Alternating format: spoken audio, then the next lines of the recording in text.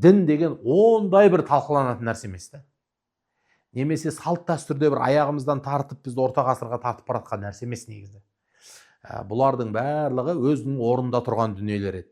Бірақ өкінішке орай медиа кеңістіктегі қоғамға жанашымайтын, өзінің насихатын жасағысы келетін қаптаған қалың тұлғалар жұрттың миын ағызып, санасын шаршатып, шатастырып жіберді қазір. Дін мен дәстүрді құрал ретінде қолданып, құрал ретінде қолданып, қоғамды ұрыстырып қойды бір-бірімен. Қоғамды ұрыстырып қойды. Өзіңіз білесіз. Мысалға, қызыл құмырсқа бар, қара құмырсқа бар, 100 қызыл құмырсқа мен 100 қара құмырсқаны 5 литрлік банкіге кіргізіп, аузын жапсаң, олар өмір сүре береді. Бірақ банкінің сыртынан шайқасаң, бір-бірімен қырылысады. Тура сол сияқты дін мен дәстүр мыңдаған жылдар бойы қырылыспай-ақ бір-бірімен қабысып, қоғамға қызмет етіп келді. Бірақ соны бір адамдар шайқады да.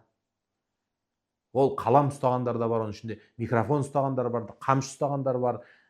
Әйтеуір түрлі қоғамға әсер ететін құралды ұстаған адамдар соны шайқады.